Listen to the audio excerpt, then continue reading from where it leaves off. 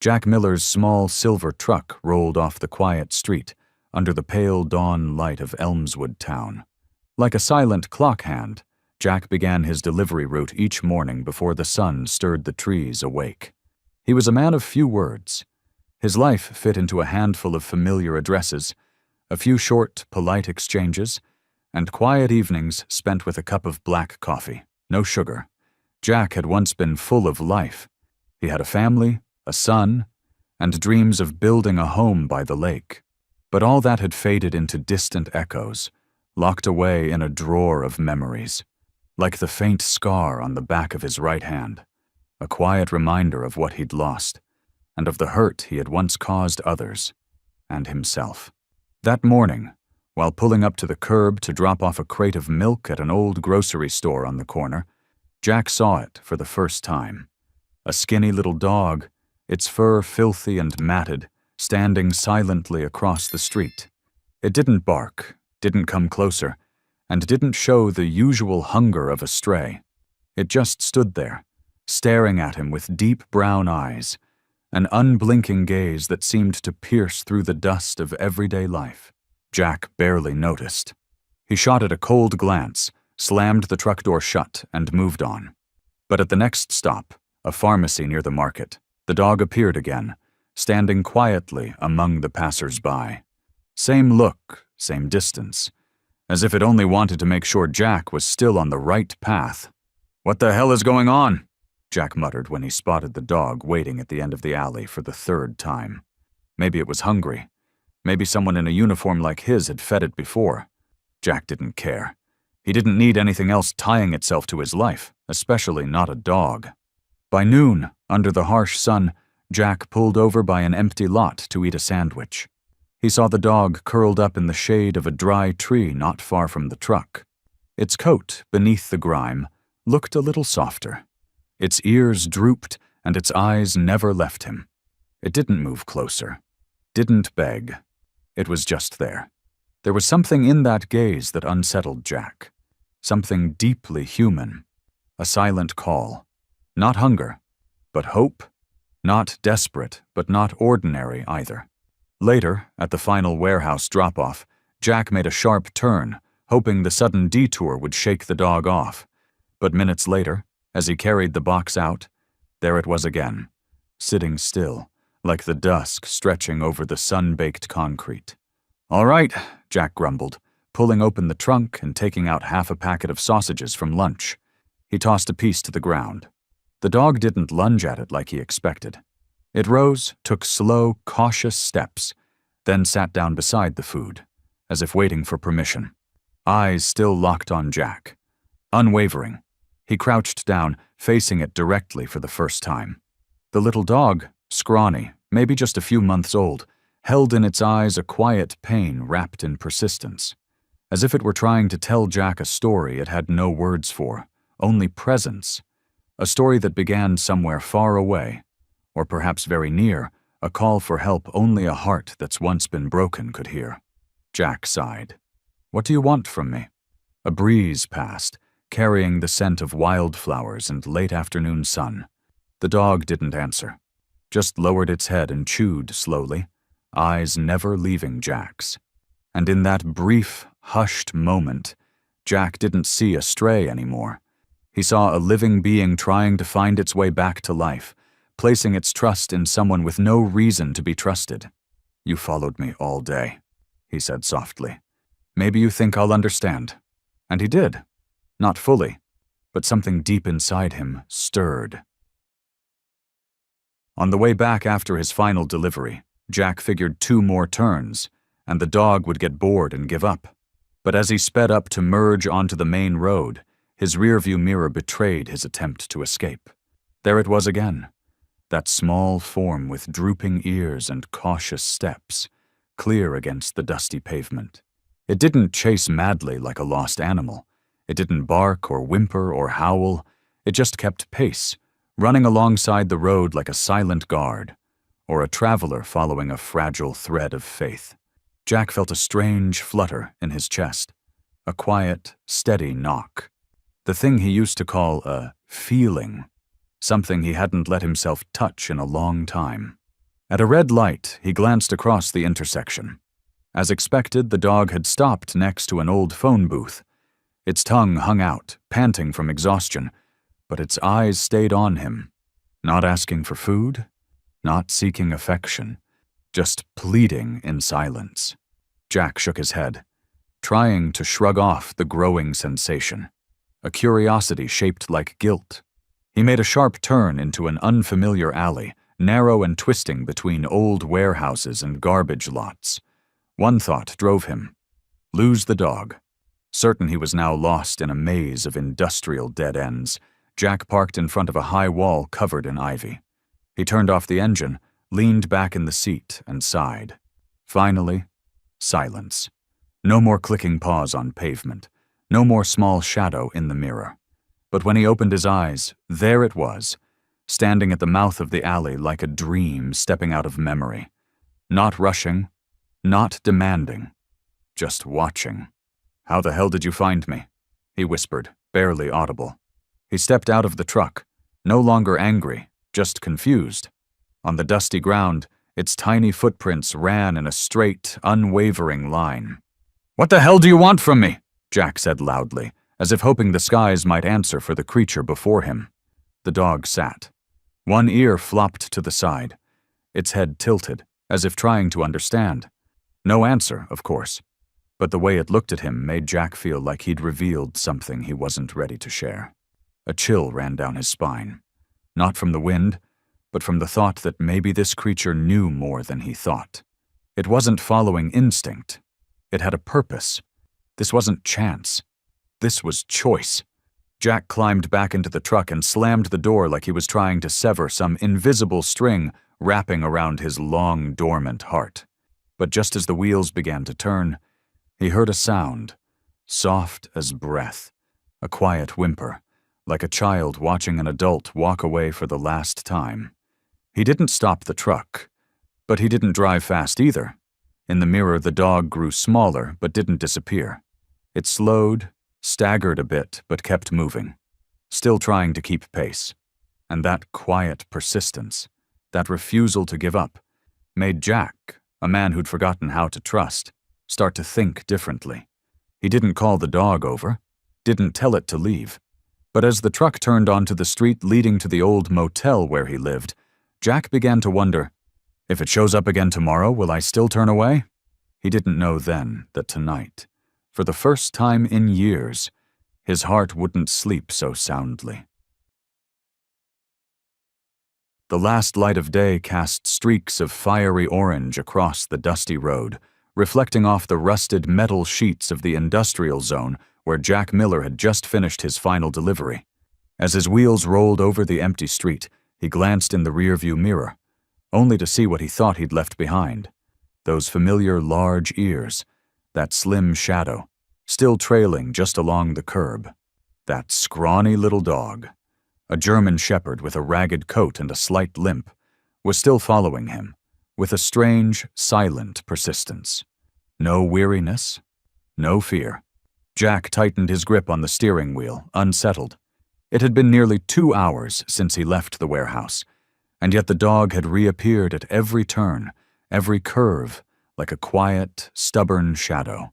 Sometimes it was waiting on a corner. Sometimes it emerged from a roadside bush. But what truly bothered Jack wasn't just its unnatural persistence. It was the dog's gaze, a calm, piercing stare that carried something deeper, as if trying to communicate a message Jack couldn't yet grasp. The van halted at a red light near a street corner. As he waited, Jack glanced toward the sidewalk, and just as he'd expected, there it was again, sitting by the base of the light pole, tongue out in the heat, but eyes fixed firmly on him. A restless, uneasy feeling stirred in his chest, equal parts discomfort and guilt. He tried to convince himself it was just a stray hungry for scraps, drawn to the scent of food or some leftover sandwich in the van. But deep down, Jack knew that wasn't it. This dog wasn't begging. It never approached the van, even when he stopped. It only watched, quietly, intently, as if guarding something. When the light turned green, Jack hit the gas, trying to shake it off. But the faster he drove, the more complex the turns he took, the more that slender figure kept appearing, sometimes trailing far behind, sometimes already waiting, as if it knew his route in advance. Back at the lot after his shift, Jack stepped out of the van more tense than usual. Night had fallen. A light breeze moved through the old apartment complex's rusted grates. He walked toward his unit, dinner bag in hand, but the dog's image still lingered in his mind. When he returned to the lot to throw out the trash, he froze. Right there, curled beside the van's rear wheel, was the dog. Not asleep. Just lying there, eyes wide open, head slightly raised, ears twitching at his steps. A confusing wave of emotion rose in Jack's chest. He crouched, lips tight. The animal remained still, didn't approach, didn't flinch, just guarded, like a silent sentinel. And in that gaze, Jack felt something stir, something that wouldn't let him turn away. Yet his first instinct was still to retreat. Get lost, he muttered, though his voice had lost its edge. He looked around, then picked up an empty soda can from the trash bin, quietly rolled it across the pavement, and tossed it toward the dog. The metal clattered loudly on the cold concrete. The dog flinched, body recoiling, tail tucked. Its eyes widened in fear, but instead of fleeing like most strays would, it simply stepped back a few paces and lay down, as if fear itself wasn't enough to drive it away from whatever had brought it here. Jack stood frozen.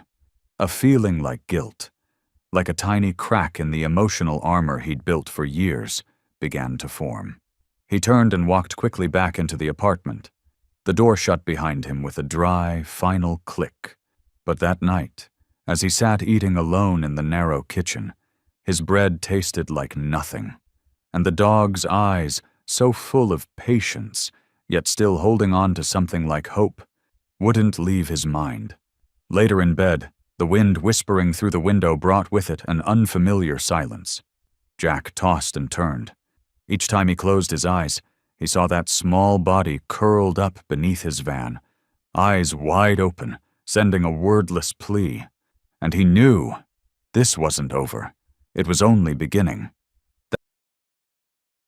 That morning, sunlight filtered through the narrow window, casting slanted beams across the thin layer of dust covering the workbench in Jack's garage. He stepped out, expecting to go about his usual routine. Start the van, make deliveries, return to the same cold, empty apartment where no voice greeted him, no warmth waited. But as soon as he opened the garage door, his eyes landed on something familiar. The little German shepherd lying still in the pale morning light, near his old van. It was still there. But what made Jack stop wasn't just its presence. It was the fatigue in its posture, the exhaustion etched into its frame, and the injury on its back left leg. The limb was slightly swollen, and the fur around a scraped wound was matted with dried blood, forming a reddish-brown patch that blended into its ashy coat. Still, the dog made no sound, no bark or whimper. It simply raised its head at Jack's appearance, golden-brown eyes fixed on him without a hint of blame, only that same gaze that made turning away nearly impossible. Jack froze. He wasn't someone who gave in easily. Life alone had taught him to lock his feelings down, to avoid all ties. For years, he'd lived as though all he needed was work and a private corner to breathe. Anything that lived and breathed, anything that needed care or affection, was trouble he didn't want. And yet this dog had appeared, quiet, undemanding, trailing him like a shadow, through every stop yesterday, and now here, lying at his feet, wounded and unattended. Jack clenched his jaw and turned back toward the house. But as his hand touched the doorknob, he heard it. A soft sound behind him. Not a bark, not a cry, but a gentle scratch. The sound of claws brushing against cement, mingled with faint breathing. He turned around. The dog hadn't moved far, just inched its head closer, as if silently asking to stay. Still keeping distance. Still respectful. In that moment, something tight swelled in Jack's chest. Not duty. Memory. Of a confused child's eyes long ago, watching his father leave without a word. Jack let out a long breath and quietly went back inside. Moments later, he returned, with an old first aid kit, a bowl of clean water, and some cold chicken left over from dinner. He sat down in front of the dog, saying nothing. Carefully, he wiped away the dust and dried blood from the wound. The dog flinched slightly but didn't resist. Its movements were cautious but not fearful, almost as if it knew he was trying to help. The bandage he wrapped was clumsy but gentle, secured with a strip torn from an old t-shirt. "This is ridiculous," Jack muttered as he stood, dropping the chicken onto a plastic dish. "Never thought I'd be patching up a dog." The dog didn't rush over. It waited for him to stand back, kept a respectful distance, and only then stepped forward, eating slowly, cautiously, with the practiced restraint of something used to surviving by vigilance. No snapping, no growling, every move deliberate but soft. Jack cleared a small space in the garage, laid down an old blanket he usually used to cover the van in winter next to the toolbox. He told himself it was just for one night, just until the leg healed. But when he saw the way the dog rested its head, eyes half closed, breath slowing into sleep, he knew something in him had shifted. That night, Jack lay in bed, unable to sleep. He could hear every sound through the thin wall separating the bedroom from the garage. The gentle scraping of paws, steady breathing, even the occasional shuffle as the dog stirred. There was something alive, something real on the other side of that door. Something this home had lacked for far too long. As he drifted into a fitful sleep, Jack told himself, "Just a few days? Until the leg heals." But deep down, he already knew everything had changed the moment he knelt and dressed that wound. It wasn't just the dog that needed a place to rest. He did too, and somehow the dog knew that without saying a word. When the first light of dawn filtered through the old window, casting lines across the floor worn by the weight of time, Jack still hadn't gotten out of bed. The previous night had been a strange one. Gone was the hollow silence that usually filled his nights. Gone was the heavy stillness of being alone. Down in the garage, he knew, lay a living being curled up on an old rug, a strange dog with a gaze unlike anything Jack had ever seen in another soul, not even a human one. Jack washed his face, rushed a cup of coffee, and stood at the door, ready to leave. But he hesitated. Just a second. He stood frozen on the step, then let out a breath and turned back, opening the door that led to the garage. No sound came from within, but he knew Scout. That was the name he'd carelessly given the night before while cleaning its wound, was listening from behind that door. The dog lay there, no longer timid, just watching him. It didn't beg. It didn't bounce like a puppy raised in a loving home. Scout was simply still. But its eyes, there was something in them that stirred the part of Jack's heart that had been frozen for far too long. "You don't get it, do you?" "This is my life," Jack muttered, stepping past him to the van. He slid into the driver's seat, reached for the ignition, and heard the passenger door click open. Somehow Scout had climbed in. Calm, composed, seated like it had always belonged there. Jack turned to look.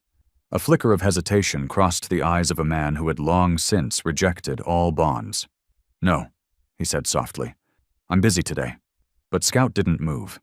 It didn't lower its head in apology. It just stared, with that knowing gaze that made Jack feel completely seen, as if the dog understood every corner of him, even the ones he couldn't bear to face. "Just for today," Jack finally sighed, turning the key. The engine hummed to life, and the van rolled into the misty morning. Scout was quiet the entire first stretch.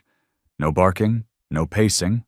It just watched, the windows, the road, the people, and Jack, like a long-lost companion returning after a long absence.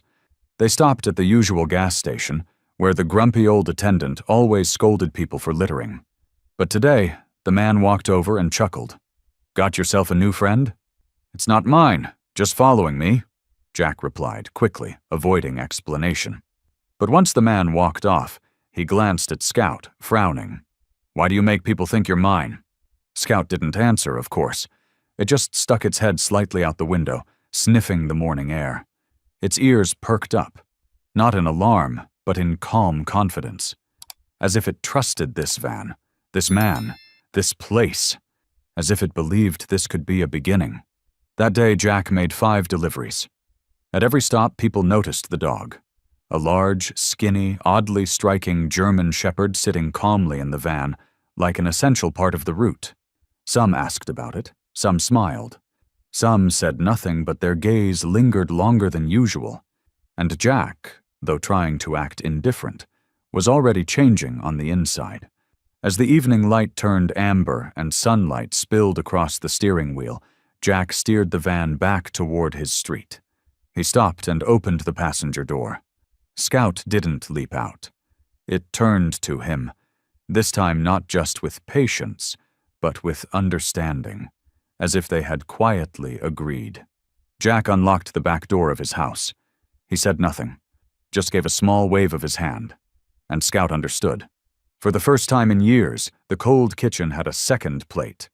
The fireplace lit, not just to warm a man, and the sofa, once meant for Jack alone, now had a spot at the end where Scout lay, head resting on its front paws, eyes half closed in peace, as if the cold days of wandering had never existed. Jack looked at Scout, sighed, and sat down. He took a sip of lukewarm tea. For the first time, it didn't taste bitter. Everything looked the same: the house, the job, the solitary meals. But something had shifted. Something small, quiet, but enough to change a life.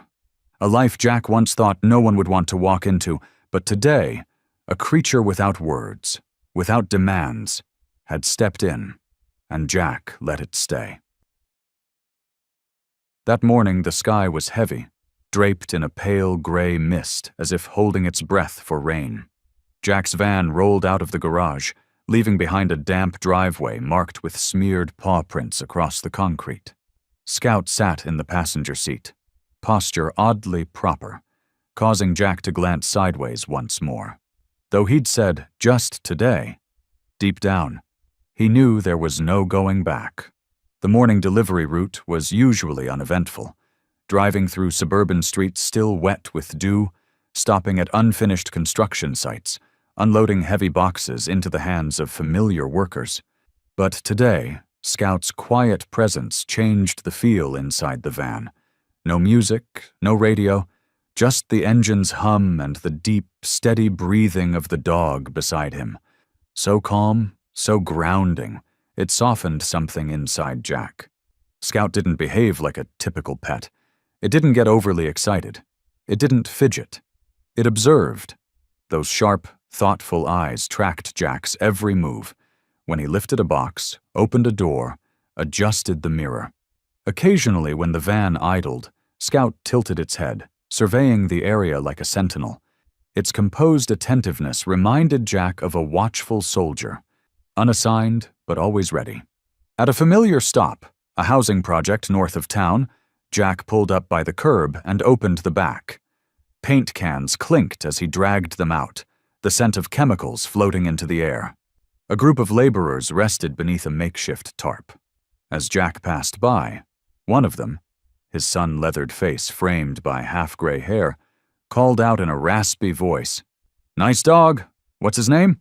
The simple question made Jack pause. He turned to see the man looking toward the van. Scout was still sitting there, eyes calmly scanning the surroundings, ears perked in alert curiosity. No fuss, just quiet readiness, as if it knew it had been spoken of. Jack hesitated. Truthfully, he hadn't given much thought to naming it. Deep inside, he'd kept a distance, even as that gap grew thinner each day. But maybe it was the absence of a name that made things feel incomplete. Something in him needed to call it, needed to claim it. Without thinking, he said, "Scout?" Even Jack was surprised by how naturally it came. The name wasn't planned, but it came out whole, without a trace of hesitation. The worker nodded with a chuckle. "Sounds like a scout, all right. Got the stance for it." Jack just gave a faint smile and returned to unloading. But as he climbed back into the van, the name lingered in his chest. Scout. He didn't know why, but it felt right. Solid, reassuring. Scout looked at him, eyes glowing, brimming with understanding. No words were needed. Jack felt something had been cemented. A bond had taken shape. A name had built a bridge between two once-lost beings. He reached out and gently rubbed the top of Scout's head, murmuring to himself, as if to make it official. "From now on, you're Scout." That evening, back in the garage, Jack rummaged through old boxes in the workshop corner. After some digging, he found it. A worn leather collar, dusty but intact. It had belonged to his first dog, Max, who'd passed many years ago. That collar was a memory. But now, it could be a beginning. Jack wiped it clean, then took out a small carving knife. Carefully, he etched into the brass tag. Scout. Each stroke of the blade felt like a quiet note of transformation in the heart of a man too long hardened by solitude. When he fastened the collar around Scout's neck, the dog didn't resist, just sat still and let him. Its tail gave a gentle wag. Its eyes never left him, as if it understood this moment meant everything. From that moment on, Jack no longer called it the dog or it. Scout had a name, a place, and a space in Jack's heart. One he thought no one, nothing could ever enter again. Scout wasn't just a stray who followed him home. He was a companion, a quiet, steady part of a journey they now walked together, one chapter at a time. Ever since that morning when Scout climbed into the van and Jack let him stay in the passenger seat, the distance between two lonely souls had quietly shrunk. Jack no longer sighed at the sight of tufts of scruffy fur clinging to the seat, nor did he glance at the clock, wondering when this trip with a dog would end. Instead, he began noticing the way Scout looked out the window. Not aimlessly, but attentively, as if watching, listening, absorbing every movement beyond the glass, like he was on a mission. Jack didn't know why, but he found strange comfort in Scout's silent vigilance. That day, the sky was overcast, long gray clouds stretching endlessly over a small suburb on the town's edge. When Jack parked to drop off a final few packages, Scout's ears suddenly perked up, his eyes fixed on a specific spot at the far end of a narrow alley. No bark, no growl, but that gaze hardened, and his body tensed like a drawn bowstring. Jack noticed. He squinted in the same direction but saw nothing more than a moss-covered wall and a few forgotten trash bins. "What is it, Scout?" Jack asked softly, a reflex that had become second nature over the past days. Without waiting, Scout leapt from the van. He didn't run, just walked slowly and surely, no longer the hesitant stray. Jack hesitated, then followed. He'd learned one thing lately. If Scout chose to do something, there was probably a reason. The alley was dark and damp, filled with the stale scent of rot and time. Old newspapers clung to Jack's boots, and rusty cans lay scattered near broken crates. Scout stopped in a shadowed corner and looked back at Jack. It wasn't the curious look he used to give. It was urgent, as if to say, "You need to see this." As Jack neared, a faint sob broke the silence. A small sound, but enough to tighten something deep in his chest. He stepped carefully to where Scout had stopped. Behind the crates, two children huddled together. A girl, no older than 9, held a smaller boy tightly in her arms. Her wide eyes were filled with deep-rooted fear, as if any adult's appearance was a threat.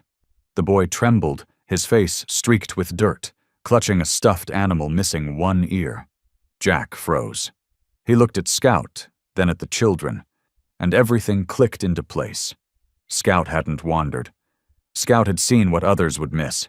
Once again, that gaze, the one Jack had always thought strange, had led him to a truth. He took a step forward, but the kids flinched. Jack stopped, crouched low to the ground, and spoke gently, voice low and calm. "It's okay. I won't hurt you." Scout didn't move, but his body angled slightly toward the kids, like a quiet shield, positioned between Jack and them, ready to protect if necessary.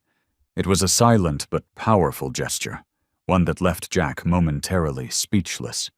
He sat down, just a few feet away. The girl looked at Scout for a long moment, then turned to Jack. Somehow, it was the dog's calm presence that achieved what Jack couldn't. It loosened a piece of her fear. "What's your name?" Jack asked softly. She didn't answer, but her lips moved slightly. No sound came out, but Jack understood. She was trying. He didn't push. He left space for silence, enough for broken hearts to breathe. Slowly, he slipped off his jacket and extended it toward them. The little boy edged closer to his sister, but his eyes no longer looked terrified. Curious now. A rare and fragile thing in children who've lived too long in fear. Jack placed the jacket gently in front of them, then stood. He looked at Scout. Their eyes met in what felt like a wordless nod. They didn't need to say anything. They both knew. From this moment on, their lives had taken a new turn. And in that narrow alley, in a place that seemed meant only for waste and decay, something tender unfolded. A lonely man, a loyal dog, and two children holding each other tightly. Under Scout's watchful gaze, everything connected. Not through words, but through a deep empathy only a being once abandoned by the world could carry and still choose to lead others toward the light. Jack didn't know why, but his chest ached when he saw the thin, trembling hands of the girl shielding her brother. Scout had brought him here, as if he knew something was waiting behind those rotted crates and flickering street lamps. This forgotten alley, far from the main road, reeked of garbage, silence, and fear. Yet Scout's eyes, when he stopped and turned to Jack, glowed with something more than instinct. It was purpose. When Jack crouched down, the girl's eyes stopped him in his tracks. They weren't panicked. They were too calm for a child. Worn calm. Hardened by long-standing fear and quiet endurance. Her little brother still trembled, but she didn't. She held steady, anchoring them both, even though she couldn't be older than 9. Jack's hands were damp with sweat as he pulled out his phone. He called the police, then Child Protective Services. When asked why he was reporting, he hesitated, still barely believing what he was seeing. Then said softly, "2 kids abandoned. Looks like it's been days." The voice on the other end confirmed they'd send a caseworker immediately. 15 minutes later, an SUV pulled into the alley. Its flashing yellow lights dimmed, doors swung open, and a woman stepped out. She wore a thick coat, hair pulled back, eyes sharp but not distant. As she neared, she introduced herself. "I'm Melissa Carter, Social Services." Her voice was low, grounded, not the overly bright tones Jack had always hated hearing on TV shows meant to soothe. Jack nodded and gestured to the children. By then, Scout had moved to the side, lying flat against the wall like a silent guardian. The girl still hadn't let go of her brother. But Scout's eyes remained fixed on Ella, never once blinking, waiting, it seemed, for some sign that she'd be okay, that Melissa was someone who could take over his role as protector. Melissa crouched, keeping distance. "What's your name?" she asked quietly, without force. The girl hesitated, then whispered, "Ella." "And your brother?" "Noah. He's 3. Jack stood nearby, watching. The weak streetlight and distant traffic made it feel like a silent film, where the only sound was the thunder of his own heart. Ella glanced back at him. Her eyes didn't say "thank you" or "help me," but something deeper, a silent imprint etched into memory, knowing this moment would change everything. Melissa reached out a hand, but let Ella choose. After a minute, Ella gave a tiny nod. Noah still clung to her, but when Scout stepped closer and lay beside them, the boy reached out and touched the dog's back. That small gesture, simple but profound, left Melissa motionless. She had seen kids scream, resist, flee, but never one reach out like that. And never a dog that knew exactly when to stop, when to stay. As Melissa carried Noah and helped Ella toward the car, she glanced at Jack. "Do you know what happened to their parents?" Jack shook his head. Melissa sighed as she buckled Noah into the seat. Their apartment was sealed for unpaid rent. Neighbors said their mother disappeared about 2 weeks ago. Left no note. Took nothing. Ella says her mom told her to stay home and wait. But when the food ran out, she got scared. Scared they'd be separated. So she took Noah and ran. Jack lowered his gaze. He didn't know what to say. It was more than he could process. Certainly more than any 9-year-old should bear. They'll be looked after, Melissa added firmly. I'll personally follow this case. Just before the door closed, Ella looked back one last time. Scout still sat where he had been, silent, unwavering. Jack stepped forward, kneeling beside the dog. He gently ran his hand over Scout's head. You knew, didn't you? He whispered. Scout didn't bark. He only exhaled softly. The car pulled away. Jack stood there for a long time in the empty alley, his heart heavy. But strangely, lighter too. Something had just happened. Not exactly an ending, not quite a beginning, but a turning point. And he knew it wouldn't be the last. The door to the house closed softly behind Jack, but the sound echoed like a tremor inside him. Scout didn't bark or jump around like most dogs would when returning home. He simply followed Jack quietly, keeping just the right distance, as if he understood the invisible space growing inside his new owner's heart.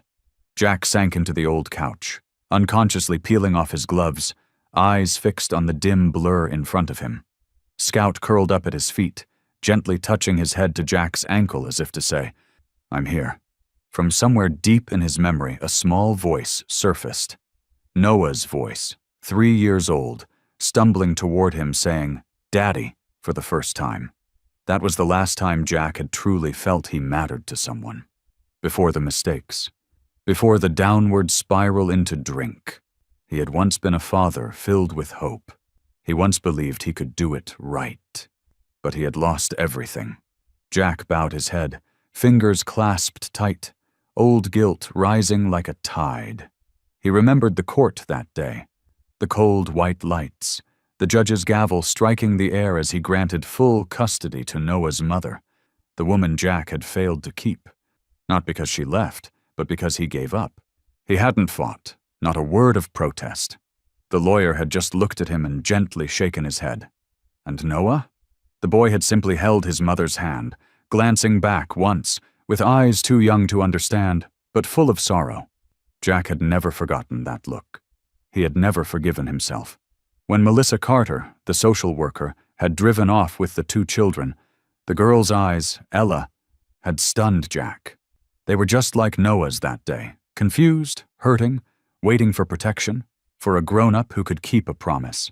Scout looked up at him with gentle eyes. For a moment, Jack didn't feel alone. This dog, who could not speak, had a way of listening that asked for no explanations. It didn't care about Jack's past. It didn't judge. It simply stayed quietly present, a witness to the ache. Jack stood, walking to an old wooden cabinet in the bedroom. At the very top, shoved in deep, was a wooden box filled with keepsakes from brighter days. He opened it, and the scent of aged wood drifted out along with a handful of photographs. Noah riding on his shoulders at the park, clutching a balloon. Another from Noah's 3rd birthday, with a lopsided truck-shaped cake Jack had clumsily made. On the back, his ex-wife's handwriting read, You can do this, if you choose right. But he hadn't chosen right. Not soon enough. He looked at Scout, and for some reason Melissa's words echoed again.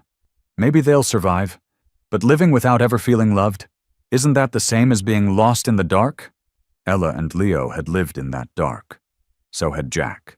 He had exiled himself there for years, unable to face who he was. He returned to the living room, sitting down beside Scout. The dog looked up, silent, but his eyes seemed to ask, What will you do now? I messed up, Scout, Jack whispered, hand trembling slightly as he ran it along the dog's back. I had a shot and I let it go, but you brought me to those kids, and that girl's eyes. They reminded me who I used to be. Maybe there's still something I can do. Scout pressed closer to his leg, warm, grounding, like a torn part of his soul being stitched back together. That night, for the first time in years, Jack didn't drink. He opened the window, letting the cold city air push away the stale smell of regret and long-buried memories. He sat down and pulled out a notebook he used back when he was a young driver. You can't start over from the beginning, but you can start today to write a different ending. I'm not sure I deserve it, but maybe, just maybe, I can do something for someone so that if Noah ever remembers me, he won't have to be ashamed. Below the desk, Scout was already asleep, his chest rising in steady breaths. In his dreams, he gave a soft whimper, chasing something unseen. Maybe a memory, maybe hope. But for Jack, it was something else entirely. For Jack, it was warmth, something he hadn't felt in years. The next morning, Jack woke earlier than usual. He brewed coffee but didn't drink it. His hands just needed something to do in the quiet. Scout had been awake already, sitting on the porch, watching him, as if waiting for a decision to be made. Jack looked at him and gave a small nod, like two people reaching an unspoken agreement. Then he opened the back of the van and loaded a few crates of leftover canned goods from recent deliveries, a small excuse for where he was heading. The Child Welfare Center was tucked behind an old neighborhood, a row of low buildings behind a rusted gate. As Jack stepped in, Scout followed quietly, a familiar shadow. The receptionist tensed at the sight of a stranger with a large German shepherd. But Jack had his answer ready. He gently placed the food boxes on the counter and gave a sheepish smile. Just wanted to give back a little. I used to be on the receiving end. Thought I'd try the other side. That line wasn't just for them. It was something he needed to say to himself. Melissa Carter appeared minutes later. Her eyes were wary, but her tone remained professional. She glanced at Jack, then down at Scout, who stood calmly, ears angled respectfully back, a quiet hello. Something in that stance made Melissa pause, and when her eyes met Jack's, the air between them grew still. She remembered the alley, the girl's gaze as she was led away. Not the look of a child rescued by chance, but one who had connected. A spark of belief, lit at the right moment, and now that same man, with that same dog, came back, even if he claimed it was just about food. "You want to see the kids?" she asked. Not sharp, but not gentle either. Jack paused, then nodded, his eyes steady. "I just want to make sure they're okay. Scout misses them too." Melissa looked at Scout again, as if the real answer might come from him. The dog didn't flinch, but held her gaze with that uncanny stillness, understanding beyond language. She'd seen thousands of adults and read countless case files, but very few carried an expression like that, one that said, "I've lost before. I don't want to lose again." "Not officially," she said, "but I can arrange a short visit, out back, in the playground, supervised." Jack nodded. "That's all I need." Ella and Leo were coloring with wax crayons when Melissa brought Jack to the yard. At first they didn't notice, but seconds after Scout stepped forward, Ella looked up. Her eyes blinked, then lit up, like the world had just returned. "Scout!" she gasped, her voice catching as she ran to hug the dog. Scout wagged his tail, gently, not wildly, like he too knew this moment needed softness. Leo was more hesitant, but eventually stepped forward, placing a small hand on Scout's back. "Hi, Jack," he said, unsure but not afraid. Jack crouched down, smiling. "Hey, kids?" Melissa stepped back, observing. There were no words to describe the bond she witnessed. It couldn't be faked, couldn't be staged. Between these fractured hearts, an invisible thread had already begun to mend. And Scout, gentle, steady Scout, was the bridge. Jack asked simple questions. If Ella liked books, if Leo liked toy trucks like Noah used to. Every answer, every smile was a step. Small but solid. When it was time to leave, Melissa gently called out, "That's enough for today." Ella held Jack's sleeve for a second, then let go. "You'll come back, won't you?" Jack hesitated. His eyes flicked away for a breath. But Scout looked at him, a gaze that didn't allow lies or escape. "I'll come back," Jack said.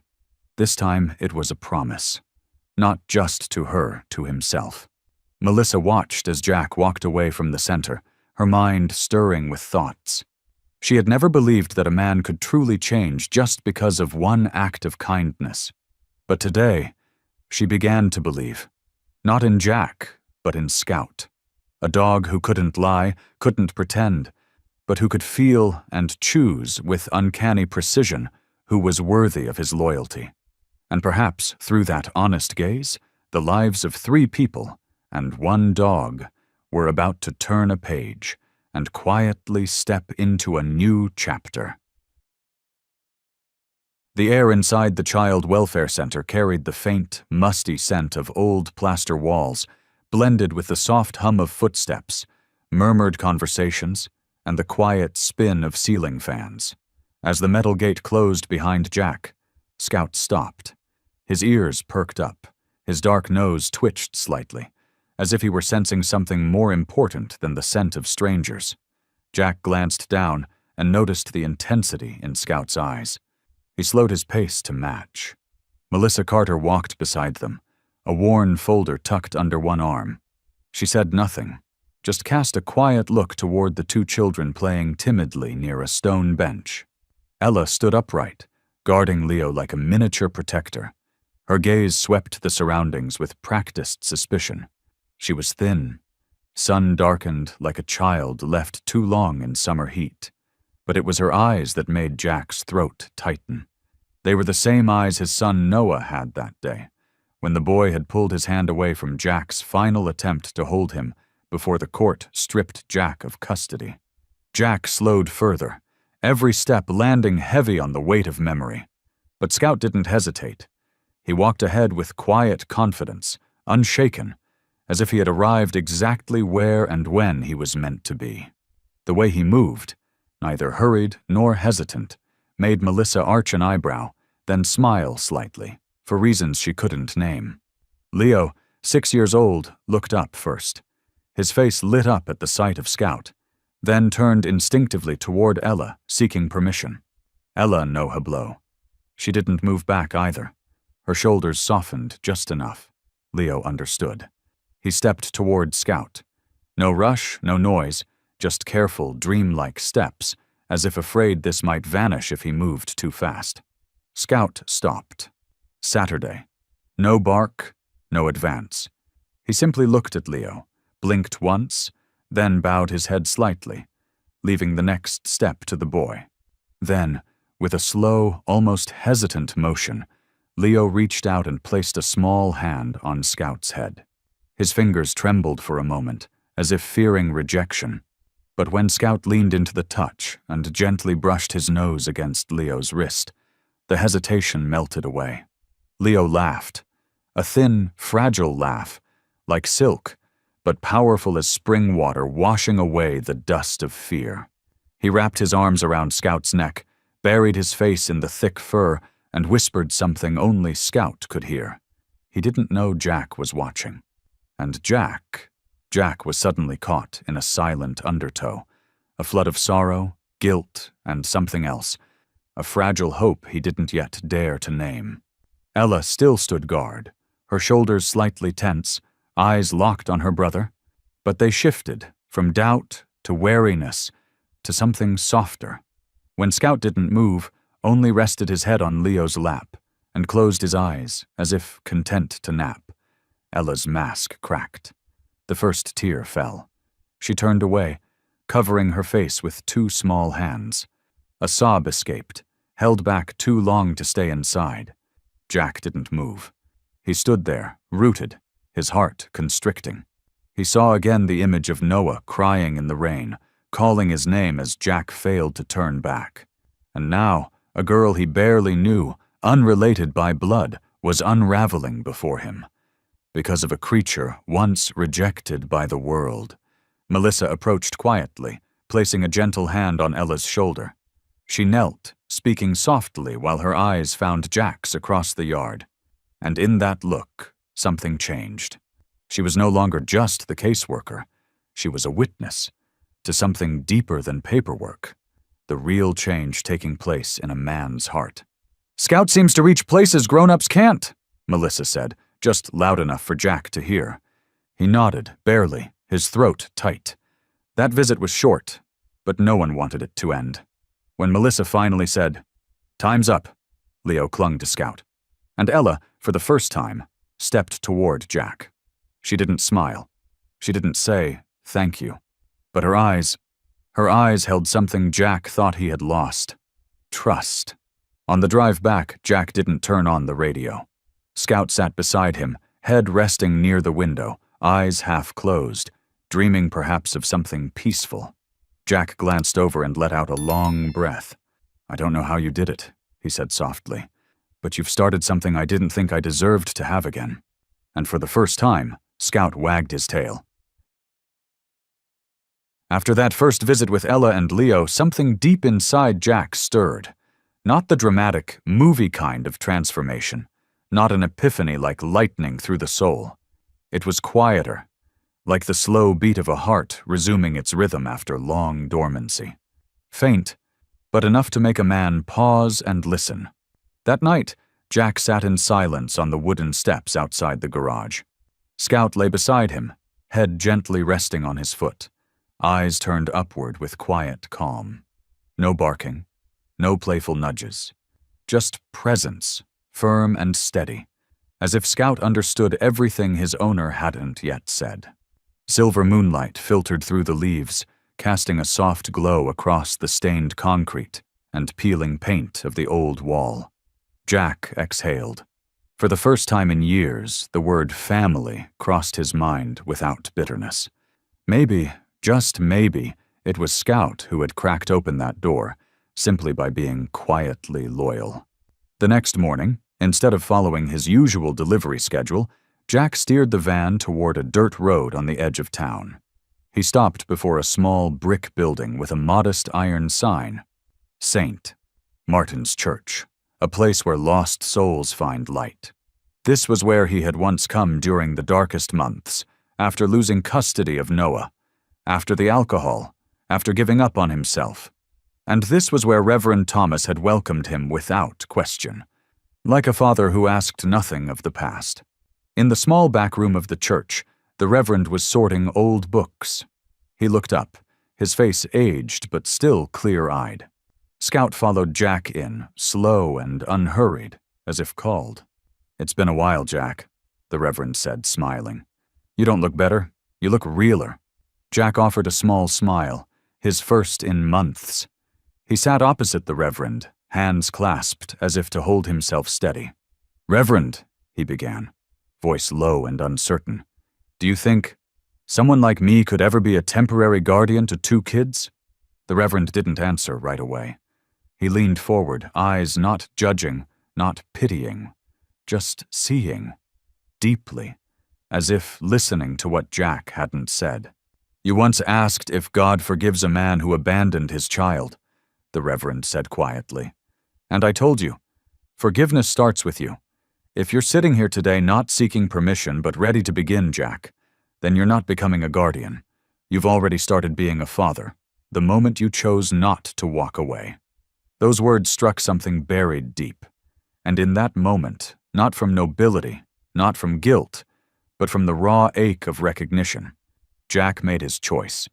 Because those 2 kids had eyes just like Noah's once were, and this time Jack wouldn't let them down. Reverend Thomas helped him contact the center, guided him through the paperwork. Jack sat at his old desk, carefully filling in every page, not like the careless man he once was, but like someone building a bridge stone by stone. Scout stayed beside him the whole time, a quiet guardian.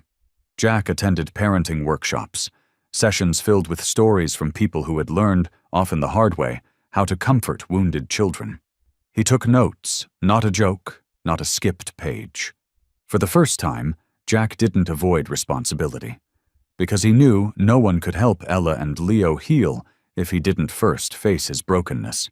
Melissa Carter remained cautious, but as time passed, she began to see what the documents couldn't show. The man who always arrived on time, always brought Scout. The man who listened patiently when Ella spoke about her nightmares. The man who gently rested a hand on Leo's shoulder when the boy feared the dark, and called Scout to sit beside him like an old friend.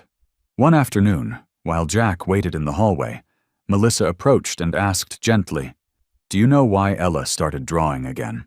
Jack shook his head, surprised. "Her first drawing was of Scout," Melissa said, "sitting next to a man in a cap, holding bread, sunlight behind him.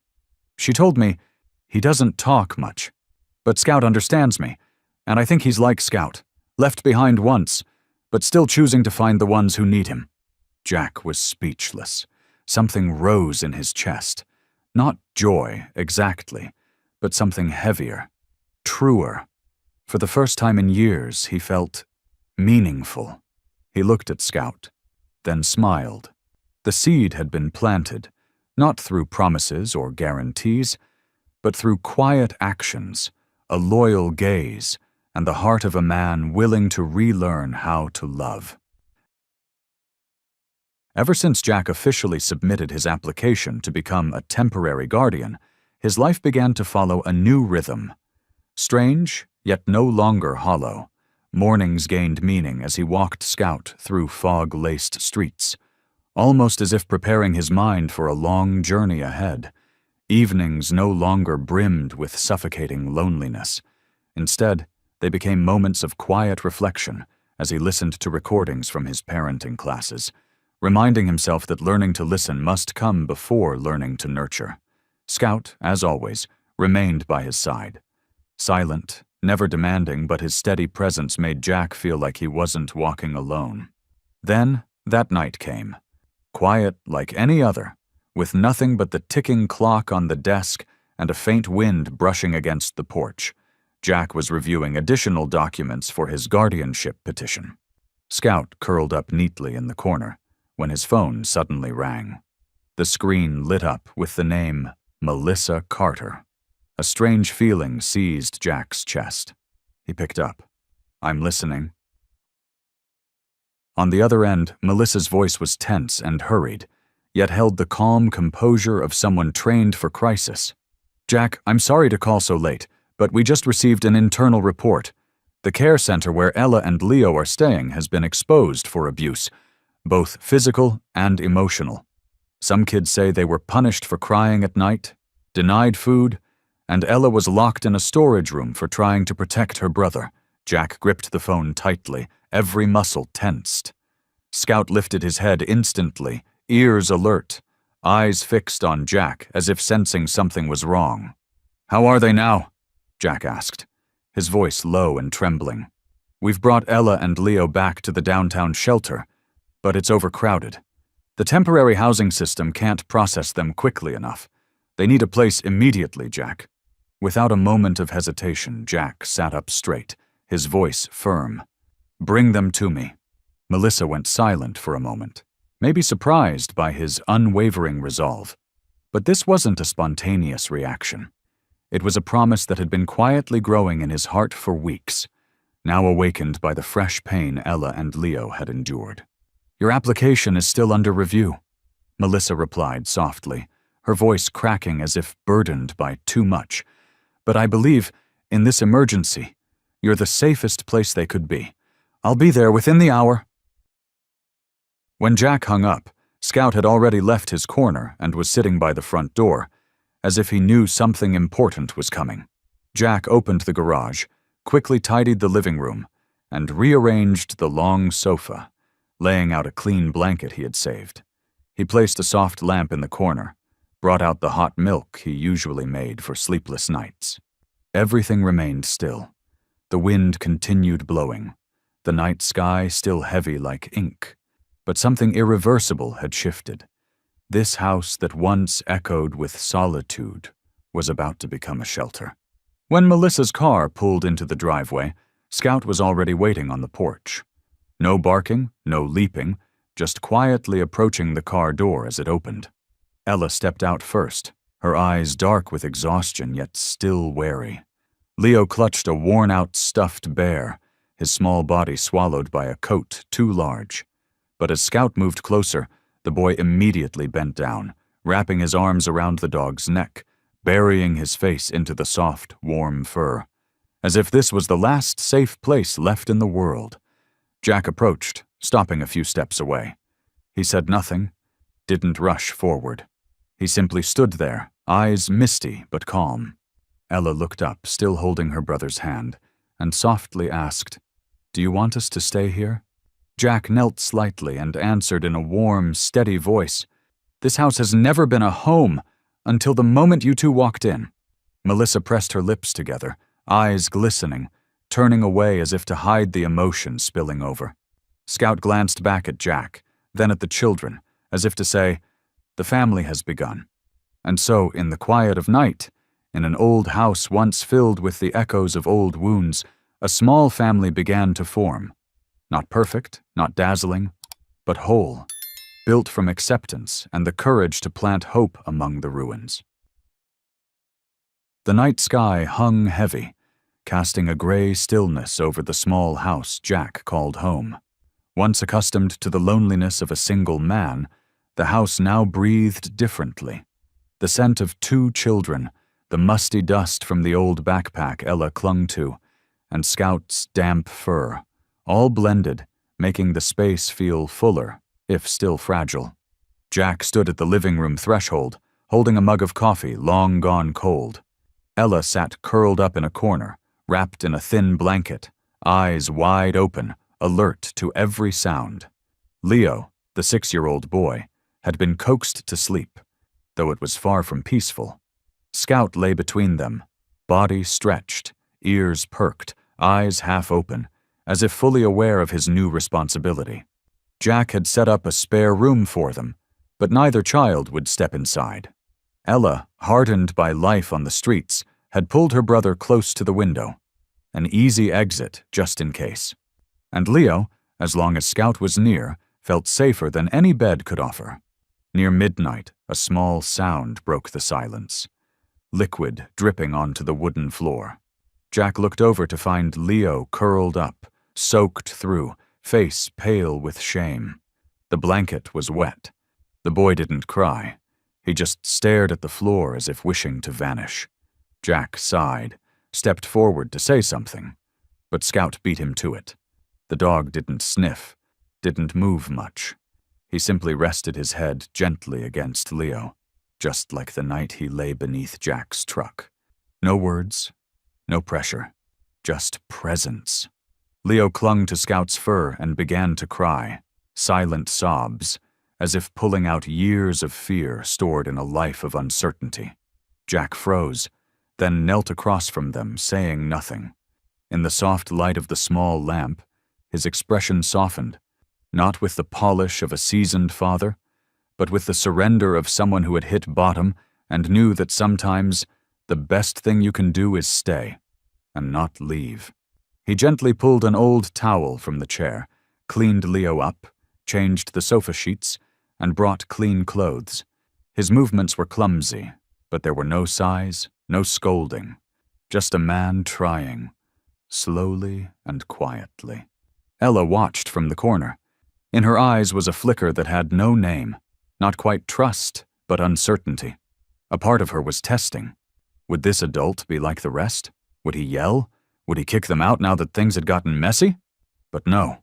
The man just sat beside Scout, slowly stroking Leo's back, as if soothing the son he once lost on a regretful afternoon. Later, Jack walked into the kitchen. The sound of running water, then the scent of warm cocoa drifted from the stove. When he returned with 3 small mugs, one for each of them, Ella nearly dropped her backpack in surprise. She took the mug with both hands, sniffed it, then looked at him with deep suspicion. Jack said nothing, just placed the mug on the floor and walked back to his room. But a few minutes later, Ella's mug was empty, and her guarded face had softened. In Jack's bedroom, where he decided to let Leo sleep for comfort, Scout lay in the middle. Jack rested on the edge, trying not to move too much. Leo clung to the dog like a shield, and Ella, still in the living room, laid her backpack down for the first time and used it as a real pillow. The house fell into silence. No more crying, no more gasping, just the faint wind through the window crack and the steady breath of a loyal dog keeping watch over 3 souls learning to trust again. That first night was messy, full of tears and uncertainty, but it was also Jack's first night in years not sleeping alone, and Scout's first night lying between the humans he had chosen, a quiet symbol of something beginning to grow in the stillness. A family. That morning, sunlight filtered through the leaves and fell on the worn wooden steps of Jack's porch, as if announcing a peaceful new day. Leo sat at the small table in the living room building blocks, Ella reading a book, occasionally reaching down to gently stroke Scout, curled beside her. Jack stood in the kitchen, quietly brewing coffee, his eyes gazing through the small window into the backyard, where he'd just planted a few rows of vegetables, partly to make the children feel like they were really in a home, partly to convince himself he was sowing life again from scratch. But that fragile peace didn't last long. At exactly 9 a.m., a knock came at the door. Not rushed, not polite, but steady and firm, as if the person outside had practiced how to awaken suspicion. Scout sprang up first, didn't bark, but stood guard at the door, sharp eyes scanning every sliver of space.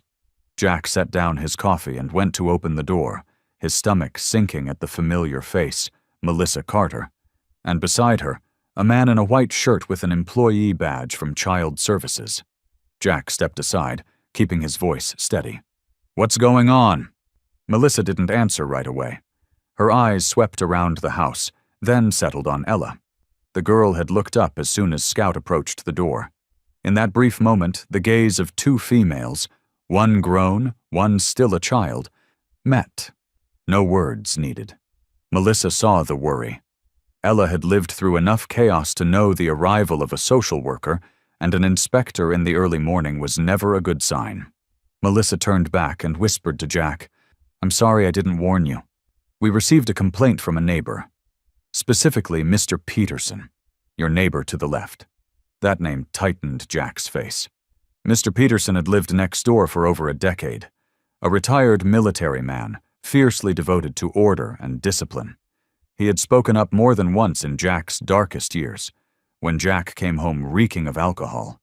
And now, he was the first to speak up upon seeing two strange children in Jack's house. "What did he say?" Jack asked, his voice trembling slightly. "He said the house isn't safe, that you're not fit to care for children, that you have a history of alcohol abuse." Melissa paused before adding, "I have to do a surprise inspection." The man beside her opened a notebook and began to take notes.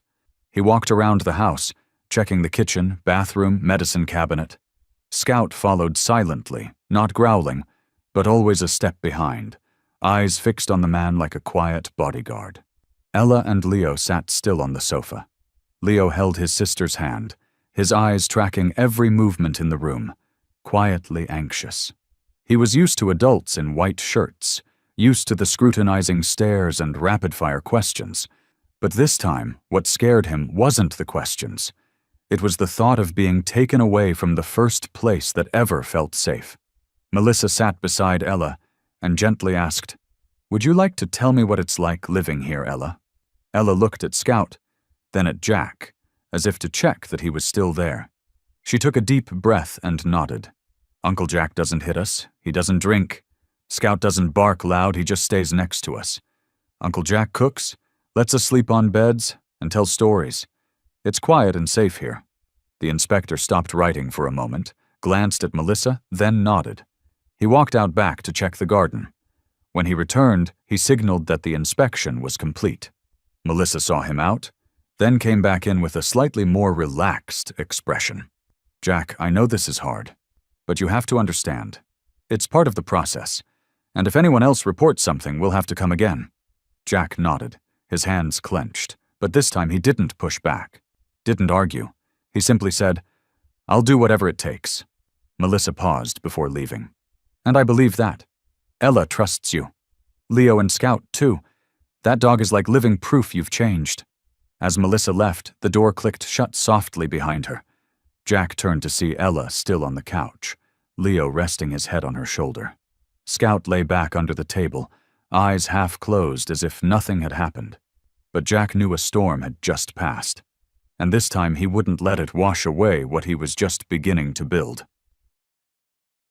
That night, after Scout had fallen asleep at the foot of the bed, and Ella and Leo were resting peacefully in the two small rooms Jack had transformed from dusty storage into cozy spaces. Jack sat alone in the dim living room, hands gripping an old phone. A soft glow from the kitchen cast flickering shadows on his face, mirroring the tangle of emotions inside him. Something different was rising in him. Something he had buried for the past 3 years, now stirring with force, longing for his son. Jack stared at the screen, his finger hovering over the familiar name. Noah Miller. That name pulsed like a distant heartbeat, pulling back blurred memories. A boy with sandy blonde hair riding on the back of Jack's bike. Their first game of catch with oversized gloves. The look in Noah's eyes during their final custody hearing when his mother was awarded full custody. He remembered clearly how Noah had looked back at him one last time. Not angry, just disappointed. And somehow that hurt more than any accusation. After that day, Jack spiraled into drinking, losing everything, even his dignity. It wasn't until he met Scout, until he saw the pleading eyes of 2 abandoned kids, that Jack began to understand. Redemption doesn't come from one big decision, but from small choices, made one by one. And tonight, in the deep silence, Jack knew it was time to face the past. He drew a deep breath and hit call. The dial tone rang. Once. Twice. His hand began to tremble. Noah's voice answered, hoarse and cautious. Hello?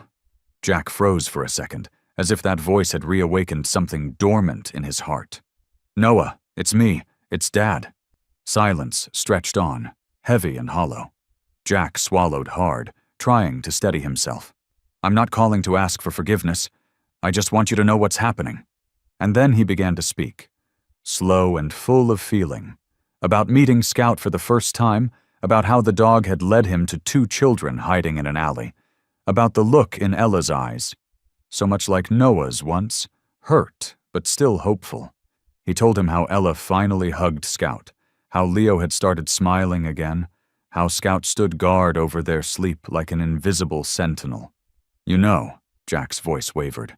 I don't think about being the best father anymore. I just don't want to be a bad one again. Still, silence. But Jack didn't stop. You used to want a dog, remember? You named it Ranger. I promised you, and then I broke it. But now Scout's here, and it feels like the universe gave me a second shot. Not just at keeping a promise to you, but to the version of myself I lost. A faint sigh. Noah's voice was low, cautious. You haven't called me in 3 years, and now you're calling to talk about a dog? Jack chuckled softly, his voice shaking. Not from hurt, but relief. Because at least Noah was still on the line. Yeah, I know it sounds weird, but Scout, he's more than a dog. He's the reason I don't drink anymore. He's the reason I get up in the morning and try to be better. And those 2 kids, they remind me of you, of who you were before I let you down. Silence again. But this time it felt gentler, like something in Noah was beginning to shift, even just a little. Is Scout the dog with the little scar on his back? Noah asked. Jack blinked, surprised. How do you know? I saw a photo on a pet forum. Someone took it at a gas station.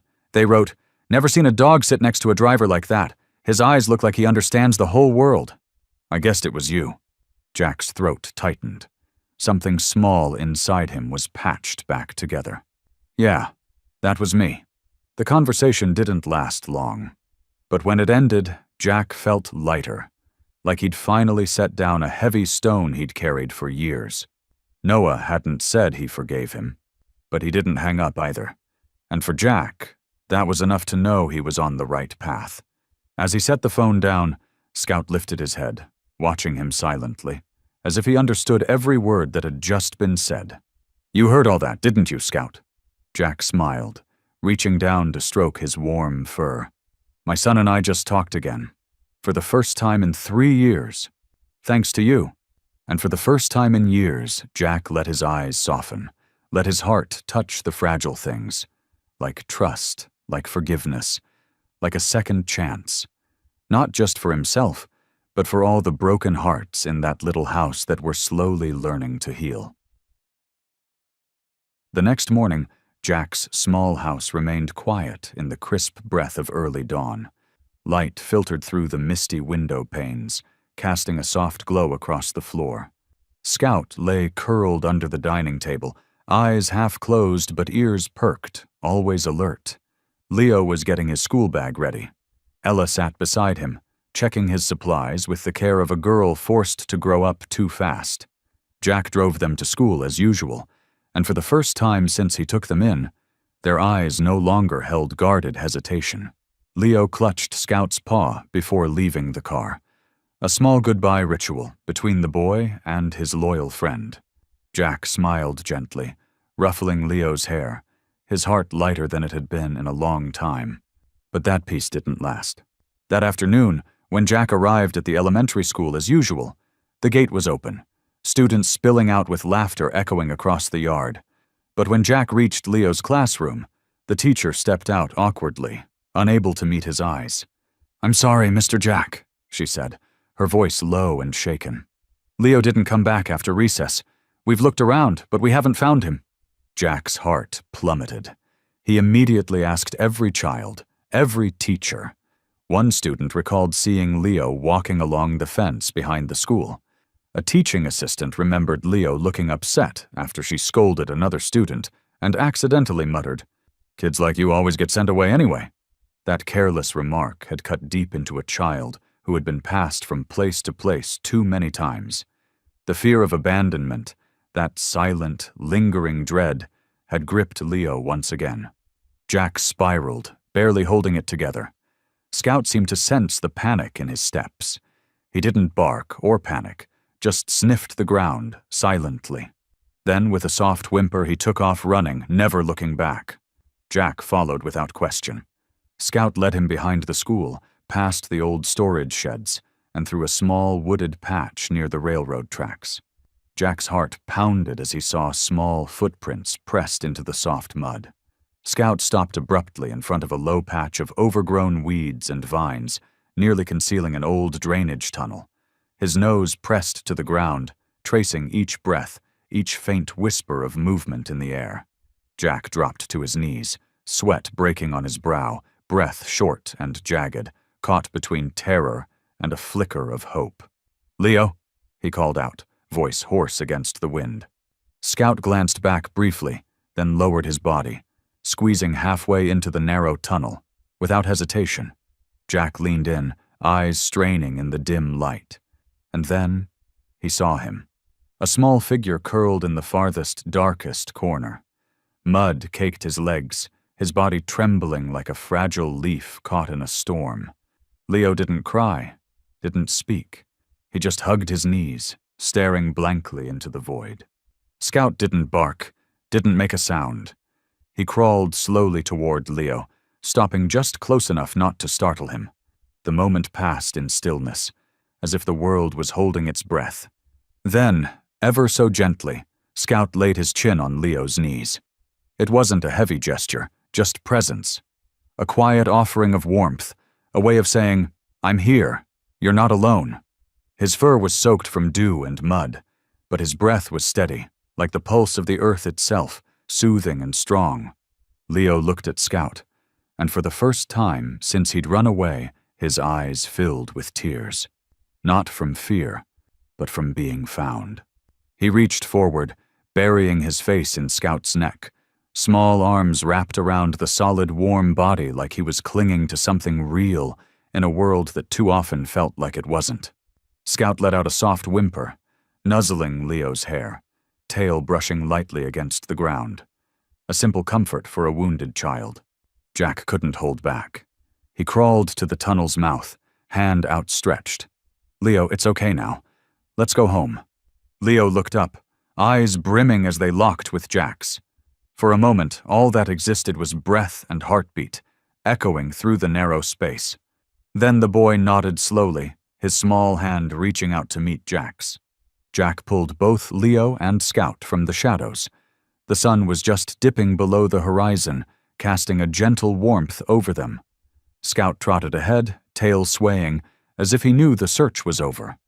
But more importantly, a new journey, one of healing, had just begun.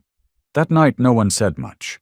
They simply sat together by the soft yellow light of the old kitchen lamp. Scout lay between them, head resting on Leo's leg, eyes closed in calm. And in that quiet space, something shifted, as if the invisible thread that tied them had become something real, built not from words, but trust, from feeling, from wounds that slowly were beginning to mend. The drizzle from the night before had left a light mist on the window glass. The sky wasn't fully lit yet, but Jack was already awake. No delivery runs today, no traffic noise, just a still morning, and the steady beat of a heart that slowed the moment he saw the envelope resting inside the wooden mailbox on his porch. He opened the lid with fingers still swollen from the cold, and when he saw the name, Noah Miller, in his son's handwriting, his hand seemed to stop working altogether. Scout stood behind him, silent as a shadow. No bark, no movement, just eyes lifted toward Jack, calm and steady, as if he too understood what was inside could change everything. Jack stepped back inside. The light from the window touched his shoulders, and the graying fur on Scout's back, a gentle kind of light, like it had landed on something sacred. Jack set the envelope on the table, then sat in silence, as if praying. Scout didn't leave. He moved closer, resting his chin on Jack's leg, ears drooping softly, eyes tracking every shift in Jack's body. Perhaps he felt the storm of emotion rising in a man once as hard as stone, now sitting like someone lost, and maybe just now finding a map back to his heart. Melissa came by around noon, still carrying the calm authority of someone who's seen more brokenness than most dare imagine. When Jack handed her the letter, his eyes dropped to Scout, hand absent-mindedly stroking the fur behind his ear, like he needed the dog to anchor him. She opened the letter right there at the kitchen table. Scout stayed beneath, head on Jack's knee. His eyes never left Melissa's hands. Every sound, the rustle of paper, her pause as emotion caught in her throat, made Scout's ears twitch, his eyes flash with sharpness, not fear, as if he was listening too, measuring the weight of each word, guarding Jack's heart, and waiting to see if a wound might finally start to heal. Melissa read each line in a voice low and steady, though her voice trembled near the end. When she reached the line, "I used to be living proof of your mistakes. Now I believe you can be a good father." Her grip tightened slightly. She looked at Jack with eyes full of something between awe and compassion. Scout didn't move, just breathed slowly. But to Jack, that stillness made the emotion whole. There was no need for tail wagging or barking. His presence, solid and unwavering, was like a tree standing through every storm, reminding those around him, "You are not alone." Melissa folded the letter gently and placed it in front of Jack. "I've read a lot of family support letters," she said, "but this one, it's different. It's not a plea, it's an acknowledgement and forgiveness." Jack bowed his head. A tear slipped onto the back of the hand resting on Scout's head. The dog didn't move. He let it sink into his fur, like a silent promise, that from this day forward, no one in this little family would cry alone again. That evening, Jack sat on the porch, Scout by his side, while Ella and Leo played with building blocks in the living room. The moon slipped through the trees, its silver light falling gently along the curve of Scout's strong back. "My son forgave me," Jack whispered. Not quite to Scout, not quite to himself. The dog didn't respond, only flicked one ear. Jack reached over, resting his hand on that familiar, steady back. "But without you, I'd never have had the courage to find him again." Scout leaned in, resting his head gently on Jack's shoulder. Not too heavy, not too light. Just enough. A silent acknowledgement, a response without words. Because between two beings once lost in this world, sometimes a single touch is enough to change everything. Early morning brought a chill in the air. Fall was close. But inside Jack Miller's chest there was warmth, stirred by Scout's gaze. The dog was no longer just the stray who followed a delivery truck. He was now the soul of the house. Scout sat by the window, head tilted slightly, ears perked, as if waiting for something important. Or maybe he could sense the tension in Jack's breath and heartbeat. Today was the final evaluation by Child Protective Services, a closed door that, if left unopened, could unravel the fragile unity they had spent months building. Jack sat at the kitchen table, holding a mug of cold coffee, staring quietly at the neatly arranged folders.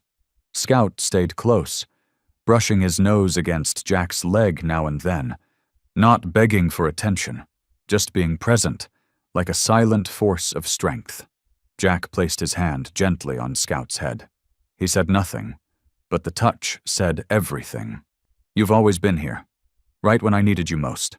When Melissa arrived to take him to the assessment, Scout jumped into the car without being called. He sat still in the front seat, eyes focused straight ahead, like a loyal guard not just there for protection, but to bear witness. For Scout, this wasn't a test. It was a mission. Since the day he quietly walked into Jack's life, he hadn't once looked away from what mattered. The unhealed wounds, forgotten dreams, and 2 children learning to trust the world again. At the evaluation center, Scout wasn't allowed into the meeting room. But he didn't fuss or protest. He simply lay down by the large glass window in the hallway, watching Jack's every movement inside the brightly lit room. Inside, Jack faced 2 evaluators, a social worker and a child psychologist. The interview began with seemingly routine questions. How do you respond when Leo cries at night? How does Ella react when her past is mentioned? What's your financial plan if you lose your job? But as the conversation deepened, the questions turned sharper, colder, designed to probe the old scars Jack had spent a year healing. With each answer, Jack's eyes couldn't hide his sincerity. He spoke about how Scout gently woke him each morning with a paw on his shoulder, how he ran around the yard with Leo every afternoon, how he made Ella laugh by rolling over and begging for belly rubs. He shared that some nights, it was only Scout's sigh at the foot of the bed that kept him from giving up, his reason to keep trying. "He can't speak," Jack said softly, "but he understands more than I do. He never judged me when I slipped. He just stayed. I learned how to be a father again, from how he loves." Outside, Scout remained still. A security guard approached, hand raised to shoo him away, but stopped when he saw those eyes.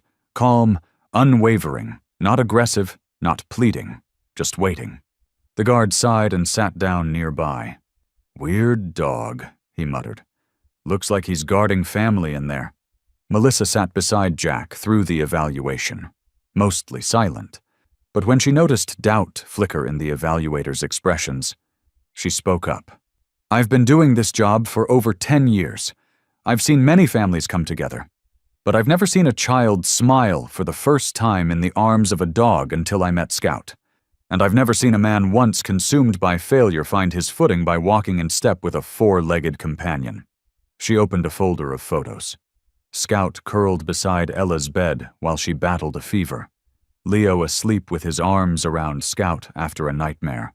And finally Jack, smiling for the first time in years, sitting with the kids and the dog at their tiny dinner table. The evaluation ended without a verdict. But when Jack stepped out into the hall, Scout rose immediately, tail wagging gently, and pressed his head into Jack's hand. No words were needed. In that gaze, Jack felt it clearly. No matter the outcome, we gave it our all. And Scout's eyes remained steady. Not a promise, a conviction. That morning, Jack woke earlier than usual. The sky was still dim, but Scout was already on the porch, ears alert, eyes fixed on the stillness ahead. The porch light behind him cast a soft yellow halo around his lean figure, making him look like a sentry. Faithful, steady. No one had to tell Scout what day it was. He knew. Perhaps it was the most important day of their new life together. In the kitchen, Jack quietly brewed coffee. His hands trembled slightly, not from the cold, but from nerves. The past 6 months had been a journey he never thought he could finish. From a man who once drowned in alcohol and lost everything, who lived alone in doubt and silence. He was now standing on the edge of a second chance, not just for himself, but for Ella, for Leo, and for Scout, the friend who never spoke, but always understood. At the courthouse, the air was still. Melissa arrived early, composed yet warm, her presence calm and maternal. She sat beside Jack, gave him a reassuring nod. "You're not alone," her eyes seemed to say. Ella and Leo stayed in a private waiting room, but Jack couldn't shake the memory of Ella's eyes as she was led away. Hopeful, searching, burned into his thoughts as he stood and entered the courtroom. Before him sat Judge Louise Daniels, a woman with over 3 decades of experience ruling on child welfare, known for her fairness, firmness, and compassion when warranted. She looked at Jack through slim reading glasses, flipping through pages, behavioral reports, financial checks, psychological evaluations, and the handwritten letter from Noah, Jack's son. In that letter, Noah wrote with a steady hand, each word carefully chosen by someone who had been hurt, but still believed. "My father has changed. I'm not sure what made him capable of it, but I think it's mostly because of those 2 kids and a dog named Scout." Those words made Judge Daniels pause. She glanced at Jack, nodded slightly, as if she now understood what truly mattered. Meanwhile, Scout waited outside the chamber. Melissa had arranged for him to be as close as possible, and after some hesitation, the court staff agreed. Scout sat still as a statue, eyes never leaving the door Jack had disappeared through. At every sound, his ears flicked. He didn't move, didn't whine. He knew this wasn't a time for play. It was a time to wait, with every fiber of his loyal heart. Judge Daniels finally closed the file and looked up. Her voice was clear, measured, but made the entire room fall silent. After reviewing all documents, including personality assessments, financial reviews, expert testimony, and the personal letter from Mr. Jack Miller's son, the court hereby grants temporary guardianship for 6 months to Mr. Jack Miller over minors Ella Johnson and Leo Johnson, with monthly reassessments to follow. Jack bowed his head slightly, but his eyes shimmered. Then he heard it, the soft sound of approaching pause, the quiet opening of the courtroom door, and Scout rushed in. He didn't bark or scratch, just gently pressed his head into Jack's hand. Jack knelt, stroking him gently, whispering, "We did it." Ella and Leo were brought in afterward. Ella looked at Jack, then at Scout, her first friend from that fateful night. She stood still for a moment, as if weighing something fragile inside. Then, quietly, nervously, she asked, "Does that mean we can call you Dad now?" Jack didn't answer with words. He simply opened his arms. Ella stepped forward, bringing Leo with her. Scout pressed close beside them, eyes soft, watchful. Not guarding just a home, but a future now in bloom. And in that space, between the damp hallway and the pale morning light, 4 once-broken souls had found each other. No blood ties, no sworn vows, just one word, Dad, and one quiet nod from the dog who never turned away.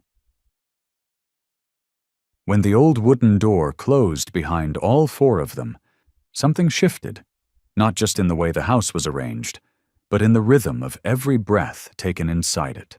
The warmth of a real family, though still new, began to seep into every corner of what was once a silent home. Jack stepped through the doorway with a heavy bag of groceries in hand, and Scout followed close behind, as if guarding everything that now lived inside those walls. Jack's old fridge, once home to little more than a few cans of beer and some canned meals, was now covered in scribbled crayon drawings. One showed a dog standing between 3 people, with a crooked caption underneath, "Scout's family." It was Leo's handwriting, the same boy who had been too afraid to speak loudly on his first day here. Now, Jack's hallway was no longer empty. It echoed with the sound of slippered feet, scattered laughter, and little bursts of joy like sunlight breaking through clouds. Scout had 3 bowls, one for water, one for dry food, and a special one, used only for the homemade stew Jack cooked every weekend. No longer the scrappy stray by the roadside, Scout had become a fixture in their home. He had his blanket by the fireplace, folded neatly each morning, spread each night, as if quietly affirming, "This spot is mine." For the first time, Jack bought a deep freezer. He wasn't cooking for one anymore. His grocery list now included whole milk for Leo, granola and Greek yogurt for Ella, and lean beef for Scout, the low-fat kind the vet recommended. He even picked up kids' toothpaste with cartoon bears, sketch pads, and a 16-pack of colored pencils. Every item was chosen with a care he had never applied to anything outside of delivery deadlines.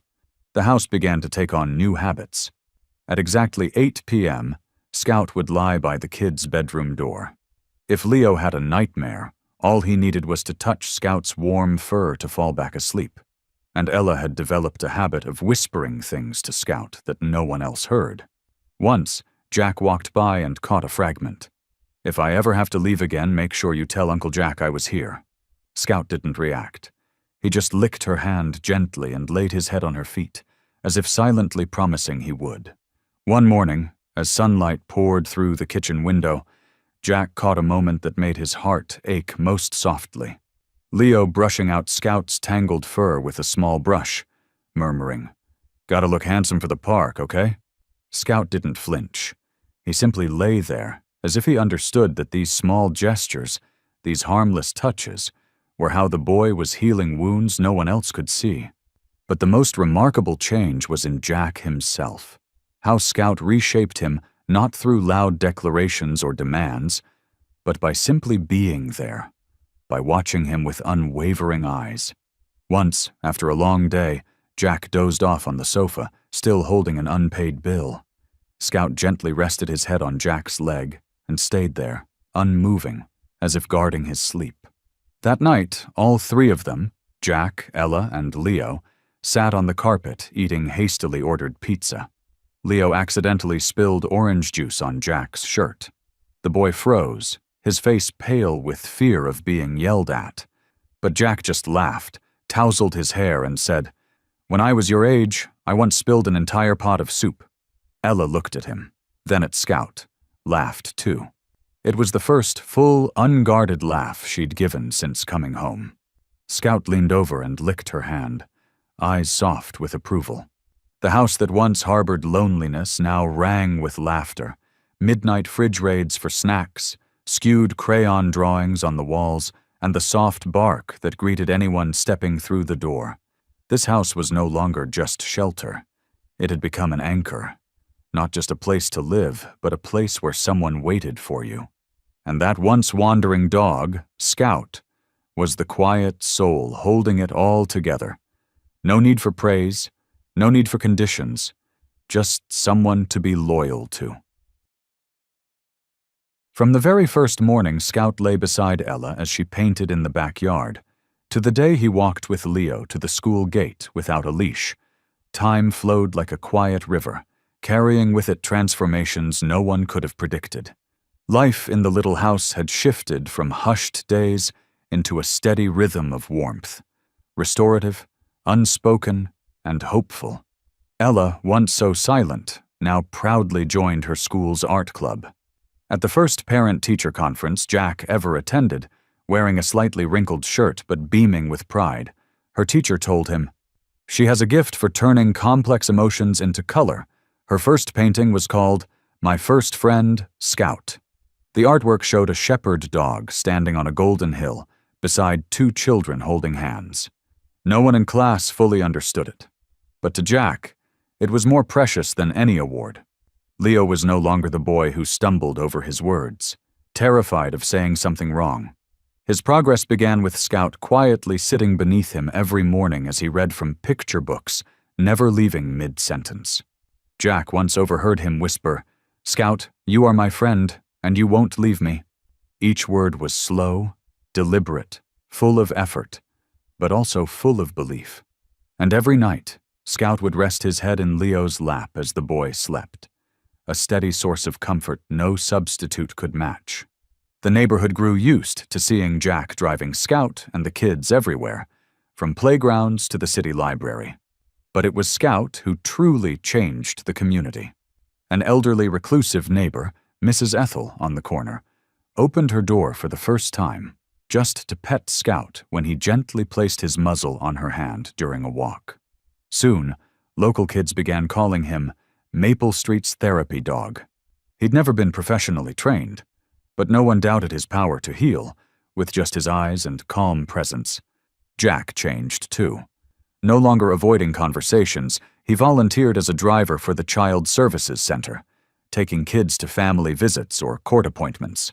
Melissa, now a close friend, once joked while shopping together, "You know you're becoming a better version of yourself every week, right?" Jack only smiled, glanced at Scout, sitting in the car, watching as always, and replied, "I'm just copying my dog." Every small act, from Scout patiently sitting beside an anxious child at the therapist's office, to how he calmly guided Ella and Leo across the street, proved he wasn't born to be a pet. He was born to be a bridge between broken hearts. And in the quiet evenings, as the house settled into sleep, Jack would sit alone on the porch, Scout by his feet, eyes half closed, ears twitching slightly with each gust of wind. Sometimes Jack would whisper, "You know, you started all this. If you hadn't followed my truck that day." Scout would tilt his head slightly. No bark, no wag, just silence. And that was enough. Because Jack knew, sometimes love doesn't need words. It only needs a dog patient enough to wait for the right human to offer its whole heart to. The road ahead would still be long, still full of unseen challenges, but Jack no longer walked it alone. He had Scout, Ella, Leo, and every new day, rain or shine, was one more day worth living in full. After weeks of living in a new and peaceful rhythm, Jack received a short message that made his heart thump.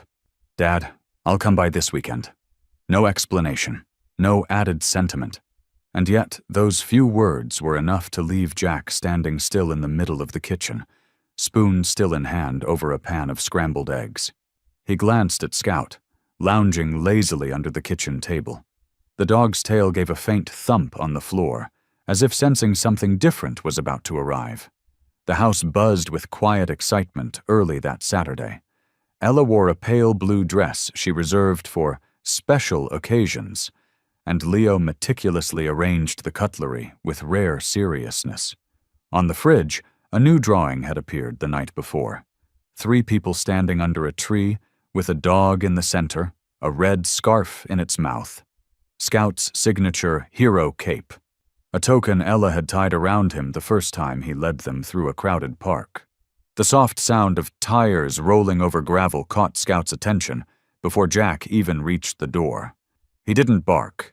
He simply stood upright, ears alert, eyes fixed through the glass like he was confirming the arrival of an old friend.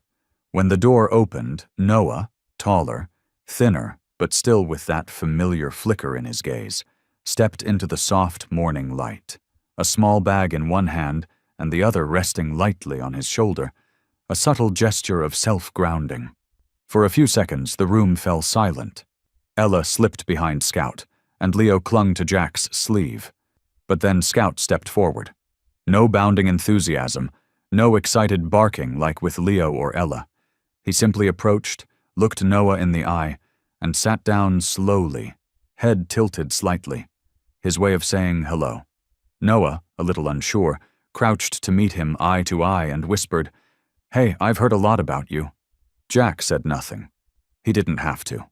In that quiet exchange, he knew Scout was once again building the kind of bridge that words rarely could. Breakfast was served. Pancakes with maple syrup. Ella gifted Noah a small drawing, a family portrait with a scribbled "Welcome Home." Leo grinned ear to ear, peppering him with questions about college life. No one mentioned the past. No one needed to. All that mattered was the gentle morning air, the warmth around the table, and the unspoken truth that maybe, just maybe, this had always been meant to happen. Scout lay quietly between Jack's 2 sons, one long lost, one newly found.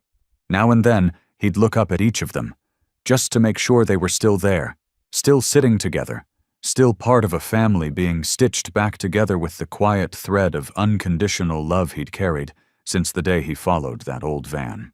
And that afternoon, with the sunlight slanting through the kitchen window, glinting off Scout's golden-brown coat, Jack whispered, perhaps to himself, or maybe to the vast universe beyond, I used to believe I didn't deserve another chance. But if a dog like Scout believes in me, maybe I can start believing in myself again. When Noah left on Monday morning, the house felt like it exhaled. Not sad, just quiet, like the space between the end of one chapter and the start of another. Scout remained on the porch, eyes fixed on the road where the taxi had disappeared. But this time, it wasn't the look of longing or sorrow. It was peace. This family had found its way back to one another, and Scout knew his job wasn't quite finished. 3 days later, a beige envelope arrived, stamped in red by the Department of Social Welfare. Jack opened it slowly, already knowing what it contained. But still, his hand trembled slightly, the way it did when he signed the divorce papers or that first rehab admission form. Except this time it wasn't an ending. It was forever. It was the adoption approval. The final paperwork confirming that Ella and Leo were no longer temporary charges, no longer just waiting for someone better. They were home. Permanently. He wasn't alone in the kitchen. Scout sat at his feet, eyes watching every small movement, just as he had since the very first day. On the table were 3 signature lines, 1 for Jack, 2 for legal representatives, and a small stamped box that read, Permanent Guardian. There was no music, no dramatic dialogue, just the quiet warmth of Scout's breath against Jack's ankle. His presence was steady, grounding, making the moment whole in a way nothing else could. Ella stood in the doorway, her ponytail slightly askew, holding up a freshly colored blue paper. Leo was folding paper airplanes on the windowsill, testing which ones flew furthest across the kitchen. Light poured through the thin curtains, resting softly on Jack's shoulder.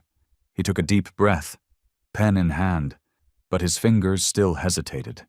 Then Scout stood, walked closer, and rested his head gently on Jack's leg. A familiar gesture, but this time it carried weight. No barking, no pushing, just warmth, just stillness.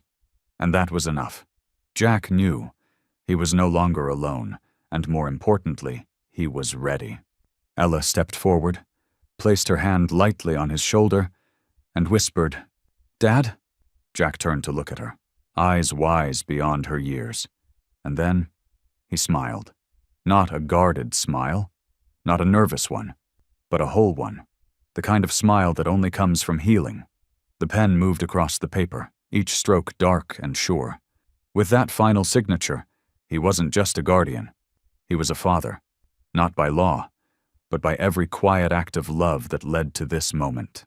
Scout nestled his head into Jack's lap, letting out a soft exhale. Perhaps he understood that the journey he began by following a lonely man down a street had come full circle. Or perhaps he knew.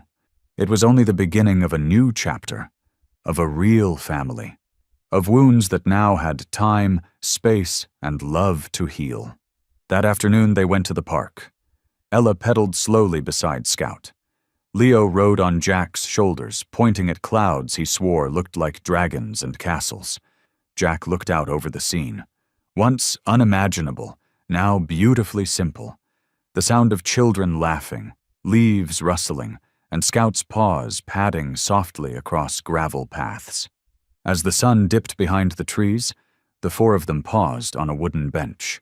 Scout rested his head on Leo's lap, eyes drifting closed. Ella leaned against Jack, her small fingers twined with his. Jack looked around and felt something he had lost for half his life, a sense of belonging, of being needed, and finally, of being forgiven. Behind all the quiet peace was a journey full of challenges, but they had walked through it together.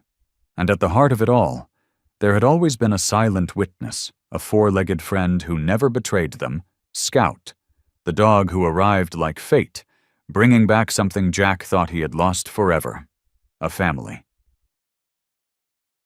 Life can turn its back on you, The past can leave scars that never fully heal, but sometimes miracles come in the form of a creature that says nothing, only walks beside you, step by step, just like Scout did for Jack. A skinny dog on the side of the road, a man who had failed as a father, and 2 children forgotten by the system. 4 broken pieces, stitched together into one family. Imperfect, but filled with love. And what about you? Do you believe that a dog or a single unexpected moment can change someone's entire life? Share your thoughts in the comments below. Your story might be the one that inspires someone else to believe again. If this story touched your heart, don't forget to like, share it with someone you care about, and subscribe to our channel, so together we can continue spreading these stories of healing, where love always finds its way home. See you on the next journey, where every lost heart can find the light again.